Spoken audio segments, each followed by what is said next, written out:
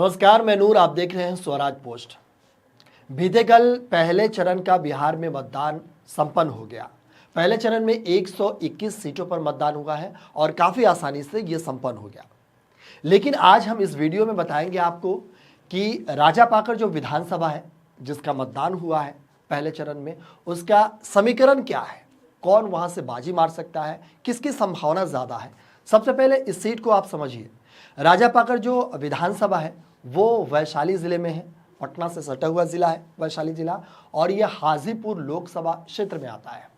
हाजीपुर जो अभी चिराग पासवान यहीं से सांसद है। अब आपको राजापाकर सीट के इतिहास के बारे में आपको बताते हैं।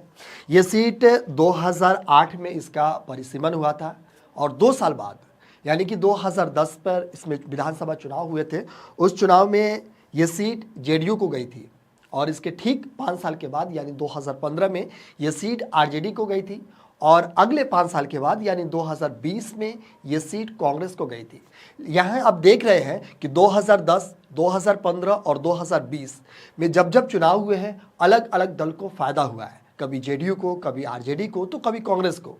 फिलहाल यहाँ से जो विधायक है वो है प्रतिमा कुमारी दास जो कांग्रेस की तरफ से है और विधायक है, और इस बार फिर से वो चुनावी मैदान में है। अब आपको बताते हैं कि इस बार जो राजापाकर विधानसभा है इसमें करीब 14 कॉन्टेस्टिंग जो है यानी कि जो उम्मीदवार हैं वो अभी यहाँ पर मौजूद है, इस बार चुनावी मैदान में है, जिसमें जेडीयू भी है, कांग्रेस भी है, बीएसपी भी है और पशुपति पारस की पार्टी से शिव कुमार पासवान है और जनसुराज भी यहाँ से चुनावी मैदान में है। आपको बता दें कि यहाँ से प्रतिमा कुमारी दास जो अभी विधायक है वो फिर से चुनावी मैदान में है। अब थोड़े से यहाँ पर के जो समीकरण है, राजनीतिक समीकरण है, उसके बारे में आपको बताते हैं। जातिवादी समीकरण जो है वो बताते हैं। कुल वोटर जो है 3,20,000 के आसपास है, जिसमें यादव भी है, पासवान भी है और मुस्लिम भी इसमें शामिल है।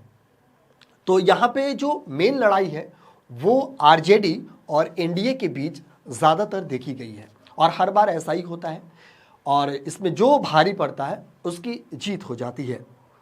यहाँ पर पासवान और दलित वोटर की अगर बात करें तो 28% वोटर है यहाँ पे।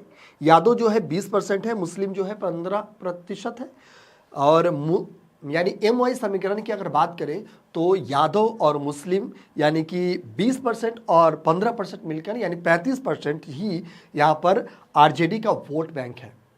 वहीं अगर एनडीए की बात करें तो पासवान और स्वर्ण जातियां यहाँ पर एनडीए का वोट बैंक है। लेकिन इस बार काफ़ी दिलचस्प है लड़ाई, क्योंकि जो प्रतिमा कुमारी दास है वो अनुसूचित जाति से है, यानी कि ये सीट भी आरक्षित सीट है, तो जाहिर सी बात है कि वो अनुसूचित जाति से है। और इस बार लड़ाई इसलिए ज़्यादा इम्पॉर्टेंट है, ज़्यादा महत्वपूर्ण है, क्योंकि प्रतिमा कुमारी दास जो है वो 5 साल से विधायक है, वो सत्ता में है। सत्ता में रहने के बावजूद वो उनकी जो शासन की प्रणाली है वो सब लोगों ने देखा है और हम भी वहाँ पर जब चुनावी यात्रा लेकर गए थे, वहाँ पर कुछ जगह है बसरा बाजार होते हुए भाठा दासी वहाँ पहुँचे, तो वहाँ पर जो लोग हैं वो उनके पक्ष में ज़्यादा बातचीत करते हुए साफ तौर पर देख रहे थे। लोगों में एक ही भरोसा है कि इस बार जो है वहाँ के जनता यानी कि राजापाकर की जनता का कहना है कि इस बार जो है हम तेजस्वी को किसी भी तरीके से मुख्यमंत्री बनाएंगे। यानी कि ऊपर शीर्ष नेतृत्व के हिसाब से लोगों में काफ़ी ज़्यादा एक उम्मीद है कि इस बार किसी भी कीमत पर हम राजापाकर से जो है प्रतिमा कुमारी दास जो कांग्रेस के उम्मीदवार है उसे जिता करके तेजस्वी यादव को सीएम बनाने को। तो ये राजापाकर विधानसभा है उसका ये समीकरण है और ये समीकरण जो है अब कितना प्रभावी रहता है ये तो 14 नवंबर को पता चलेगा। लेकिन फिलहाल ये इतना जो वहाँ के वोटर हैं वो कांग्रेस की तरफ झुकाव होता दिखाई दे रहा है।